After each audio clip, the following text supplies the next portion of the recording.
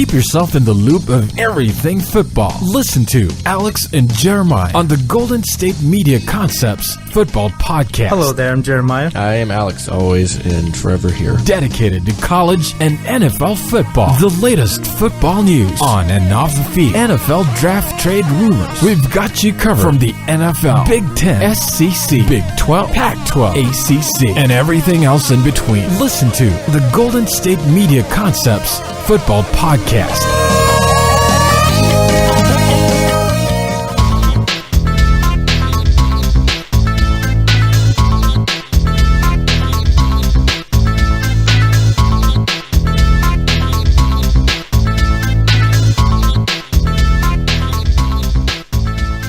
Thank you for tuning in to the Golden State Media Concepts Football Podcast, where we talk the latest news, rumors, and games of the NFL and college football. From the latest signings, this year's breakout stars, and all the news in between. As always, I'm Alex. Hey, and I'm Anthony. And today we're going to be talking the AFC and NFC not playoffs, but Pro Bowl rosters that were announced yesterday. We're going to be talking a little bit about Ezekiel Elliot at the end of the show, who is related to those rosters, so you'll get an idea in a bit. And in between, we're going to be talking about some of the bowl games that I talked about yesterday and one of the ones today to go over. But in the meantime, let's go ahead and we'll go over the Pro Bowl teams and the rosters. You're going to go ahead and do the AFC. I'm going to do the NFC. We'll talk real quick surprises and snubs, and we'll take our first break. So just real quick, let's go ahead and let's talk AFC roster. All right, so AFC-wise, you got Tom Brady out there for the New England Patriots. He's been doing real well since his suspension. Derek Carr with the surprising Raiders. He gets in there. And then your boy, Ben Roethlisberger over in Pittsburgh. Running back position, your boy, Le'Veon Bell. DeMarco Murray with the Titans having a resurgent kind of year. And LaShawn McCoy out there in Buffalo for the Bills. Wide receiver, your boy, Antonio Brown for the Steelers. Amari Cooper with the Raiders. A.J. Green with the Bengals. T.Y. Hilton with the Colts. Tackle, you got Joe Thomas for the terrible Browns. You got Donald Penn for the Raiders. You got Taylor Lewan of the Titans. Marshall Yanda of the Ravens for the Guards. Kalichi Osemele for the Raiders. David DeCastro for the Steelers. Your boy. Yep. And center, you got Rodney Hudson with the Raiders and Marquise Pouncey for your boy with the Steelers. Tight end, Travis Kelce with the Kansas City Chiefs and Delaney Walker with the Titans. Fullback, Carl Juszczyk. Yes? Juszczyk. Kyle Juszczyk. Juszczyk of the Ravens. Sorry, Kyle Juszczyk. Juszczyk. I'm sorry. I'm sorry, Kyle. That's my fault. It's okay, man. I got you on the sports show, too. Kyle Juszczyk. You're good. Defensive end. For the AFC, you got Khalil Mack with the Raiders, Cameron Wake of the Dolphins, and Davian Clowney of the Texans. Interior lineman, you got Geno Atkins, Ndamukong Suh, and Jarrell Casey of the Titans. Atkins is with the Bengals and Suh is for the Dolphins. Yes. Outside linebacker, Von Miller of the Broncos, Lorenzo Alexander of the Bills, and Brian Orakpo of the Titans. You got Dante Hightower of the Patriots. I think it's at Hightower. Hightower. Yeah, it's Hightower, too. And C.J. Mosley of the Ravens. Cornerbacks, you got Marcus Peters of the Chiefs, Aqib Talib of the Broncos, along with Chris Harris of the Broncos, and Casey Hayward of the Chargers. Devin McCourty of the Patriots came for this free safety, and so did Reggie Nelson with the Raiders. Strong safety, you got Eric Berry of the Chiefs. Pat McAfee of the Colts because the punter. Kicker is Justin Tucker. Return specialist is Tyreek Hill of the Chiefs, and the special teamer is Matthew Slater of the Patriots. I wonder how many in a row that is for Slater. Because Slater's gotten a few. He got 2 or 3, so he's gotten a few. All right, and we're going to look at the NFC playoff. Or sorry, I keep saying playoff. NFC Pro Bowl rosters. For the quarterback position, we have Matt Ryan from the Falcons, Aaron Rodgers of the Packers, and Dak Prescott of the Cowboys. A little surprising there, and we'll get into that in a bit. Running backs, we have also Cowboy, Ezekiel Elliott. We have David Johnson of the Cardinals and Devontae Freeman of the Falcons. Wide receivers, we have Julio Jones of the Falcons, Odell Beckham Jr. of the Giants, Mike Evans of the Buccaneers, and Larry Fitzgerald of the Cardinals. We look at the linemen. We have the centers, Travis Frederick for the Cowboys and Alex Mack of the Falcons. Guards, we have Zach Martin of the Cowboys, Brandon Sheriff of the Redskins, and T.J. Lang of the Packers. We have tackles, Tyron Smith of the Cowboys, Trent Williams of the Redskins, and Jason Peters of the Eagles. When we look at the tight ends, you have Greg Olsen and Jordan Reed from the Panthers and Redskins, respectively. Looking at the fullbacks, you have Mike Tolbert of the Panthers as well. Not great year for them, but they are representing a little bit in regards to their Pro Bowlers. We look at the D-line. Defensive ends, you have Everson Griffin from the Vikings, Cliff Averill of the Seahawks, and his rush mate from the Seattle team, Michael Bennett. We have interior linemen, Aaron Donald of the Rams, Gerald McCoy of the Buccaneers, and Fletcher Cox of the Eagles. Outside linebackers, we have second-year player Vic Beasley of the Falcons, Ryan Kerrigan of the Redskins, and Thomas Davis from the Panthers. We look at the inside linebacker position. We have Bobby Wagner of the Seahawks and Luke Kuechly of those same Panthers. We look at the cornerbacks. You have Janoris Jenkins making a Pro Bowl in his first year with the Giants after coming over in free agency. Patrick Peterson with the Cardinals. Richard Sherman with the Seahawks, and Xavier Rhodes with the Vikings. With those same Vikings, you have Harrison Smith at free safety and HaHa Clinton-Dix from the Packers getting his first ever Pro Bowl nod. And his former Alabama teammate, I believe at one point or another they were teammates, strong safety Landon Collins from the Giants, earning his first Pro Bowl in his second year in the NFL. You look at the special teams, punter Johnny Hecker of the Rams, kicker Matt Bryant of the Falcons, return specialist Cordell Patterson, however you decide to say that name, of the Vikings, and Dwayne Harris of the Giants. Now, we both, before the show, talked about snubs and surprises on the NFC and the AFC respectively. So you did the AFC. I will tell you snubs. I have Sean McCoy as the third guy on that list. I think they could have put one or two players in there. I think they could have possibly put LeGarrette Blount of the Patriots, somebody who is having one of the best rushing seasons ever for the Patriots franchise, and Jay Ajayi a little bit as well, with the way he played, especially, ups and downs. Just in terms of yardage. His yardage looks good. I think maybe the whole season up and down. Half of it's from 3 games, though, exactly, but yeah. Exactly. So some players that I'm a little surprised. What about you on the defensive side? Defensive side, you can kind of look around. And obviously people like Von Miller, Ndamukong Suh, Atkins, Khalil Mack, all those guys. I'm surprised that they actually put Cameron Wake in there just because being a Dolphins fan, you see what he's been doing because he came back from the Achilles injury. And he's someone that, obviously worked really hard to get back because usually Achilles injury is kind of those like career killers. And he's got 10.5 sacks so far, and he's doing really well. I'm surprised that Jadeveon Clowney actually made it to the Pro Bowl because he's been the guy who, when you play with J.J. Watt, he's someone who, you don't get a lot of love because – you're always going to have J.J. Watt as the number one guy. And, even though he came into the league with a lot of expectations, being the number one overall pick and stuff like that with that big hit against, I believe it was Michigan, yes, it was. Having 5 sacks. But the way his game is, he's more, making sure that the running backs don't get any space, something like that. He's really good at defending the run, as far as J.J. Watt's a guy that basically gets to the quarterback. Yeah, he's very quick, very athletic, very explosive. Yeah, so to see him get a Pro Bowl, I was kind of surprised by that. But, I've seen that he's been really good as far as, not allowing running backs to get any lane to run. So I'm kind of happy for him. As far as, like, someone who I guess I would have liked to see in, you obviously know that someone like J.J. Watt's not going to get in. But you look at somebody – who's his name? I can't think of his name right now. So you go. I can't think of his name. What team? Oh, it's for the Packers. Not Packers. Position. Cornerback. Sorry, I'm blanking right now. Go. Okay. So on the AFC roster, excuse me. That's pretty much how it stands for me. On the NFC roster, we look at one person that I thought was kind of snubbed. That honestly, for the NFC roster, I thought could have been included. And started on the defensive side of the ball. I thought Damon Harrison from the Giants, the tackle there, could have been involved. For a nose tackle on a 4.3, you're not looked at as very highly touted, I suppose, in terms of statistics. But he leads all interior linemen in tackles this year. He's a big reason why Olivier Vernon, his first year with the Giants as well, is having such a good year. Nose tackles are kind of the unsung hero in terms of opening up rushing lanes and things along those lines.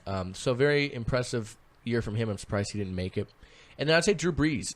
Surprising that Dak got the nod. I understand Ezekiel did and his linemen do every year. That doesn't surprise me. More so Dak, I think it definitely has to do with the fact that he's on this team and the way they're playing. And I mentioned in the sports show, there's a lot of similarities between this and the NBA All-Star Game in terms of voting, where the fans completely vote for that. And unfortunately, you have times where, like, Kobe Bryant, who's obviously warranted of All-Star games, but misses his entire year and makes an All-Star game.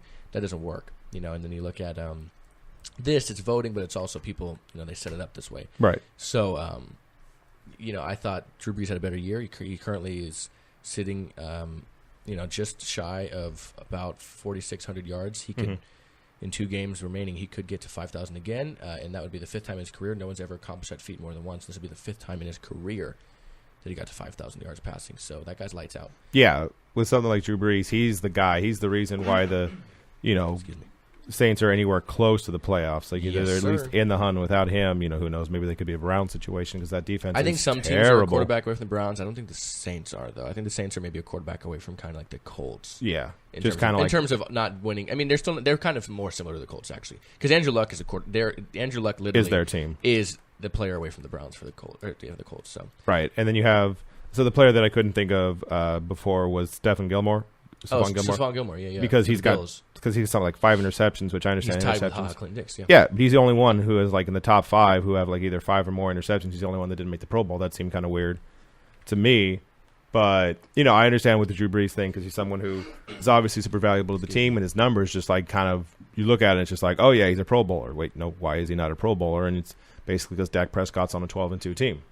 Yeah, I mean, like we just look at his numbers. They're not as great, but unfortunately that's what it is sometimes. He seems like just younger Alex Smith, like someone who can get you decent plays, decent yards, but it's not someone who's going to like throw it down the field, just kind of does like the safe stuff, which at least not yet. He's a rookie, so I guess that makes sense. Yeah, at least not yet. So. Yeah.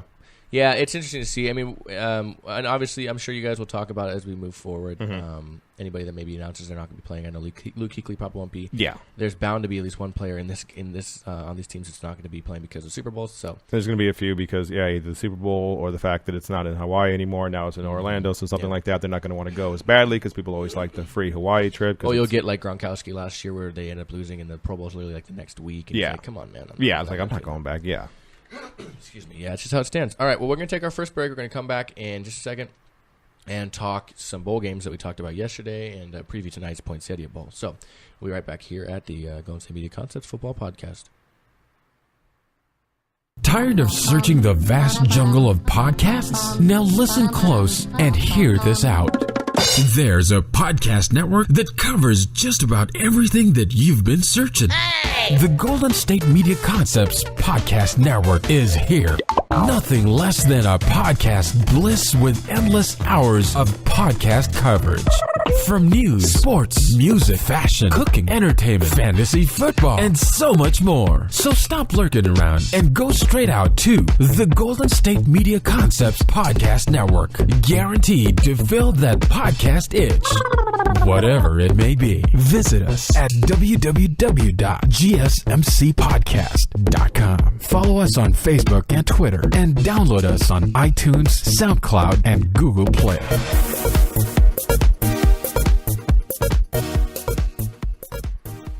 And we are back here at the Golden State Media Concepts Football Podcast. We're going to get into the game that I talked about yesterday and preview tonight's bowl games as we continue through the week of bowl games as now that we have started. So last night was the Boca Raton Bowl between the Memphis Tigers and the Western Kentucky Hilltoppers, as I mentioned to you in the sports show. I love these earlier bowl games because some of the teams just have the best names. Right. The Western Kentucky Hilltoppers. Anyways, Western Kentucky wins this one 51-31 in a game that not only was the highest projected score at, I think, 73, it surpassed that 51-31 in regards to 82 points between these two teams. Highest scoring in the year so far of the bowl season. Mike White, quarterback for the Hilltoppers, 20 for 30, 336 yards, 3 touchdown passes, 3 of them all going to different receivers. You had Tywan Taylor, 9 for 144 and 1. You had Nicholas Norris, 3 for 65 and 1. And you had Stephen Donatel. He had 1 for 4 and 1. You look at their rushing game, Anthony Wales, who had an amazingly good year all year this year, went for 35 carries, 245 yards, and 3 scores. 3 of their 4 scores on the day, the last one going to running back Forrest Lamp, 1 for 9 and 1. Now, you look at the Memphis Tigers. Riley Ferguson, their starting quarterback, didn't have a bad day. 25 for 43, 372 and 4. He did have an interception in this game, but the problem for them was their rushing game. You know, they had 73 yards as a team. Their leading rusher in regards to carries was their quarterback, 13 for -6, though. Their leading rusher behind that in regards to attempts, Darrell Henderson, 9 for 13. The leading yards grabber, Patrick Taylor Jr., 3 for 34. So not a great offensive day in regards to running. Now, receiving, though, Anthony Miller, 11 for 151, and 3 of the 4 touchdowns thrown by Ferguson in this one for him. And Tony Pollard, 4 for 81 and 1 as well. A couple fumbles lost by Ferguson, probably on those negative runs, I would say. Yeah. And, you know, it's hard to keep up with the pace in which a team scores 51, you know, even if you're scoring 31. It's hard to keep that pace up. You look at Western Kentucky, I told you in the sports show, cool thing about this was, you know, twice in this game they had trick plays. And I don't remember the other one, but, excuse me. Right before halftime, looks like they're going to kneel the ball down, and they go into kneel position where they have the long back, you know, in case something happens, they need a tackler. Right. Then they have the 2 guys wedged to the sides of the quarterback. Well, he takes a snap and sprints hard, like dips under and sprints hard right. And everybody goes, oh, man, he's got the ball, and runs after him. When he turned to run, he handed the ball off to one of the up men, who then take it left as the guy to the left of the quarterback was a lead blocker. They had pooling guards. They had linemen. And it was a beautifully designed play, and they get down to about the 15 or 14 or whatever the next play, though they did throw an interception, so who cares. But it was a pretty cool pretty cool play to say the least. Again, they had another trick play. I do not remember what it was. Sorry about it. But, I like it. You're not afraid to live in, you're not, it's redundant, it's rhetorical, but you're not afraid to live in your fears. I like teams that in the biggest stage, hey man, run some trick plays, run some stuff that you've been working on. Why not? Yeah, have some fun. It's the last game. Why not? Yeah, especially because this team had a great year. You finished at 11-3. It's impressive to say the least, in my opinion. Mm-hmm. And Western Kentucky had a newly appointed head coach in this one too. So their coach was on the door outdoor. Excuse me, on the way out. Yeah, and they carried him off the field after this one. So it was great to see. He's one of the best bowl games to date so far in this season. It was just it was pretty impressive if you ask me. One of the things you talked about how Oh, the other play was a flea flicker. I'm sorry. So one of the things you say you like about these early bowls is all the mascot and stuff like that.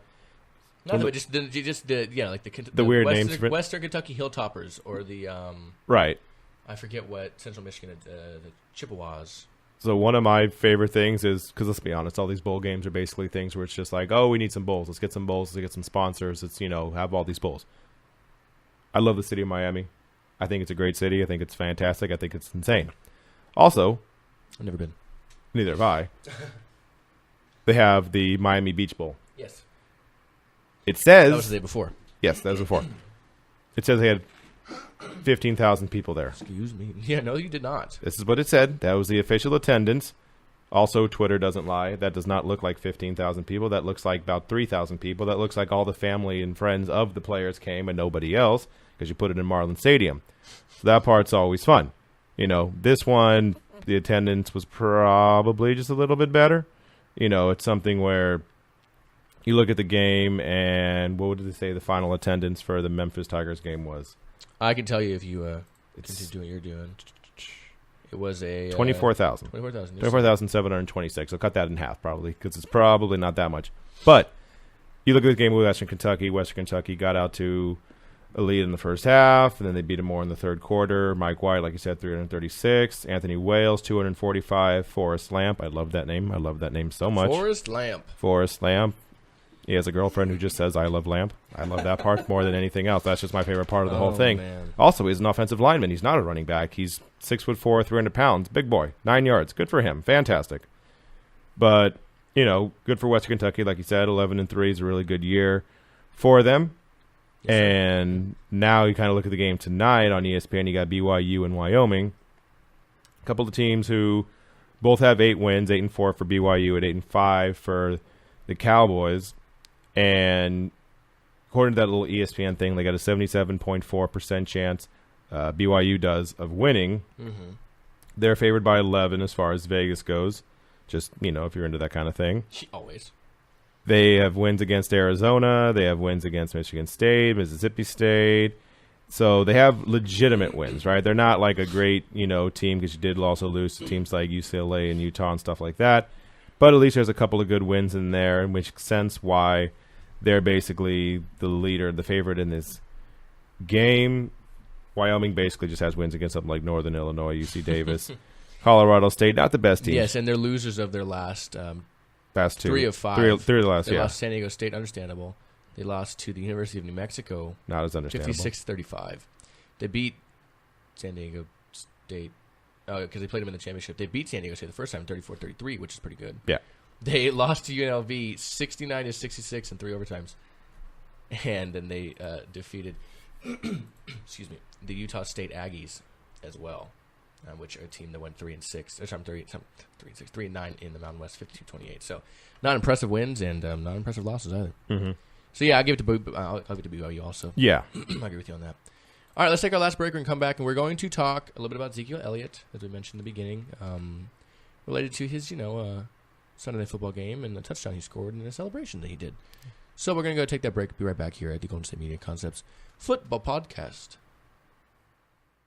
Do you want to be healthier, yet you just don't know what to do? All these shows telling you this and that, but nothing seems to work. Well, listen close. Golden State Media Concepts has got something great for you.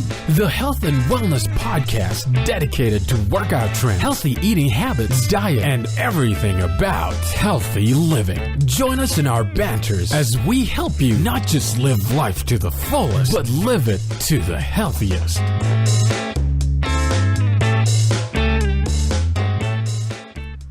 And we're back here at the Golden State Media Concepts Football Podcast. And so on Sunday, we saw Ezekiel Elliot score a rushing touchdown, something we're not, we are very accustomed to at this point in the season now.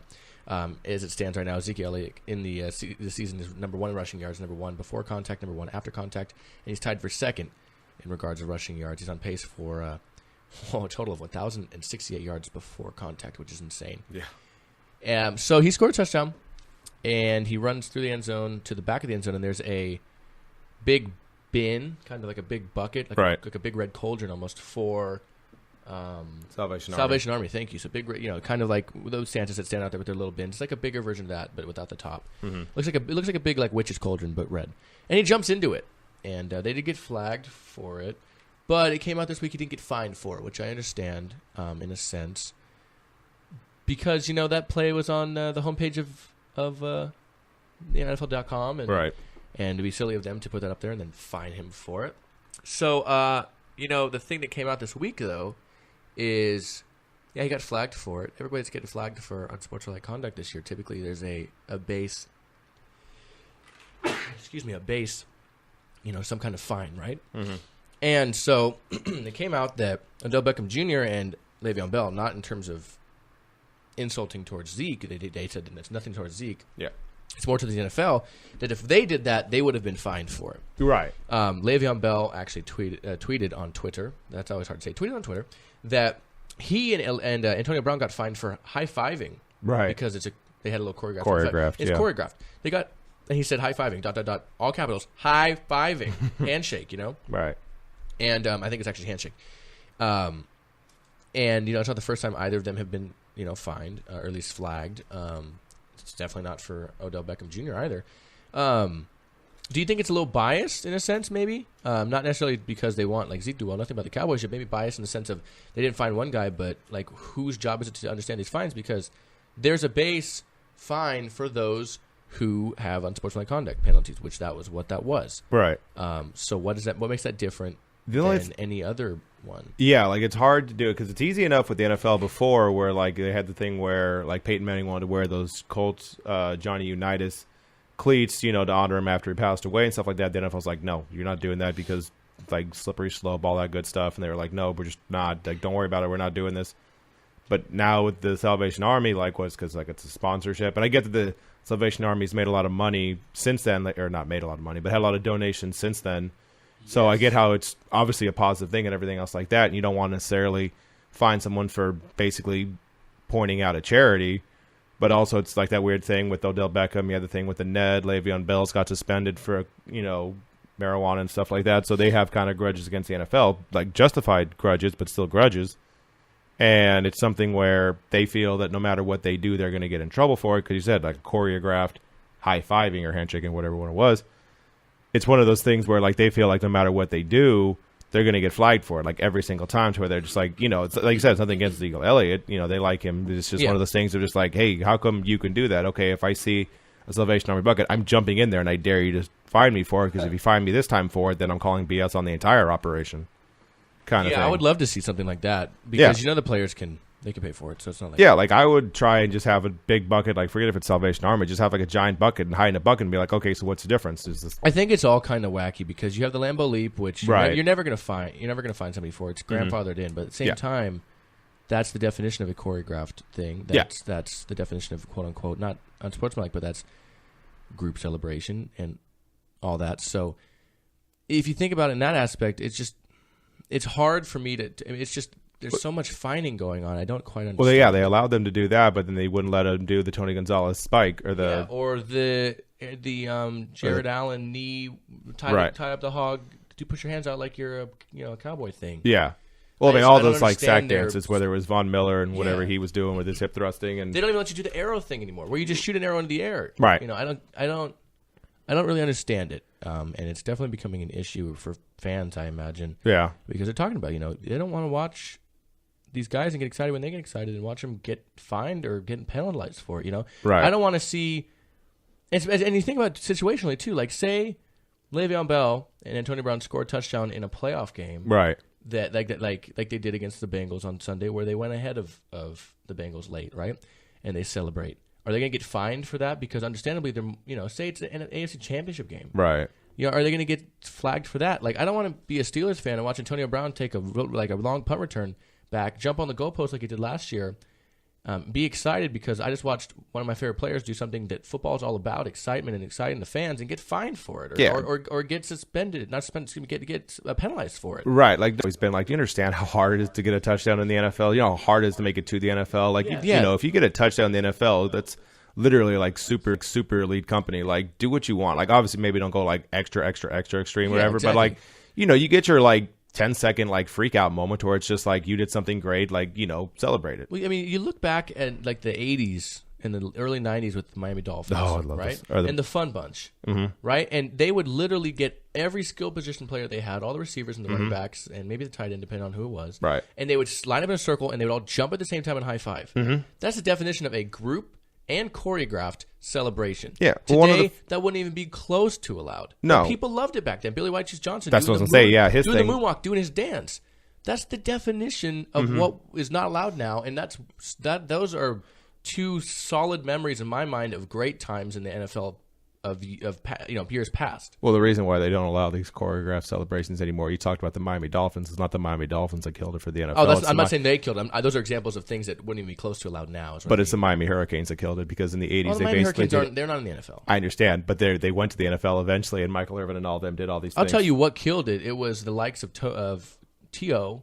and Chad Ochocinco. Joe Horn. Yeah, which no, I'm not saying that their fault, like this is your doing. They just took it to the next level, and then that put in the minds of people, okay, well, maybe we should slow this stuff down. Right. We don't want him spilling that man's popcorn. Or do we? No, he has to buy more and more money for us. I don't right. I don't understand their reasoning. I don't understand their logic. Who gets fined, who doesn't get fined. It's the same thing with the catch. Like, what is going to get fined? What's going to get caught? What's not going to get, or what's a catch and what's not a catch? What's a penalty? What's not a penalty? I like Zeke. He's a good player. Believe me. I have nothing against him. But if you want any sort of not respect but credibility, I suppose, in these fines, if you want to be taken seriously, if you don't want to get laughed at, because if I'm a player and I get fined for this, I'm gonna laugh at you. It's the same thing with how I told you Chris Boswell made 6 field goals this week, an average of 40 plus yards in each of them, roughly, after all of it's said and done. Right. And he had a quote unquote random drug test. Or James Harrison's been quote unquote random drug tested 7 times this year because he's 38 years old and still playing at a high level. Yeah. You have no credibility when just say you're drug testing him. Just say we're making sure, or whatever. But you have no credibility if you're going to fine Antonio Brown and Le'Veon Bell for a handshake maneuver, or you're going to fine somebody for or penalize them for a snow angel in one game and not the other. Right. And find somebody, I guaranteed if, this could have been fined if somebody else did it, somebody who's used to getting fined. So you have no credibility, you have no consistency, and that's what bothers me most. Yeah. That's how it is. Yeah. And until they fix that, that's a problem that I'm always going to have with the NFL. As of now, with the way the NFL is. Right. Now you're looking at something with James Harrison. Before. No, I'm just saying how good he's still doing, because he's still still has 5 sacks. With the Steelers, it's not always about sacks with the outside linebackers. It is. Don't get me wrong, but a lot of what they do is holding the end of the line of scrimmage. It's the definition of a 3-4 defense is the nose tackle holds the line of scrimmage, and if you're not blitzing, you're holding the outside contain. In regards to run games. So he's still, believe me, I watch him every week. He's starting over a guy that was drafted in 2013, and Arthur Motes, who's younger than him. He's not exactly old, but he's younger than. He's still doing it at a very high level. So understandable, not very understandable. His only off year, honestly, was the year at the Bengals. Yeah. I mean that's just how it is. But anyways, we got to go. So again, thank you so much for listening, guys. We'll be back tomorrow to discuss tonight's Poinsettia Bowl and preview. I forget what the game is this Friday, but we'll talk about it, and we're gonna be previewing that. Talking about that, talking about anything and everything that comes up in the meantime, previewing Thursday Night Football between the Eagles and the Giants. Eagles and Giants, that's what it was. And it's the final drive for me. So your final drive. Thank you. Yeah, so we'll be talking final drive as well. So You guys are going to want to tune in. Anyways, as always, for Jeremiah, I'm Alex. And I'm Anthony. Thank you so much for listening, guys. Enjoy your football tonight if you're into that college game. And we'll see you tomorrow. You enjoy it, and we'll talk to you then. Have a good one, guys. You've been listening to the Golden State Media Concepts Football Podcast, part of the Golden State Media Concepts Podcast Network. You can find this show and others like it at www.gsmcpodcast.com. Download our podcast on iTunes, Stitcher, SoundCloud, and Google Play. Just type in GSMC to find all the shows from the Golden State Media Concepts Podcast Network, from movies to music, from sports to entertainment, and even weird news. You can also follow us on Twitter and on Facebook. Thank you, and we hope you have enjoyed today's program.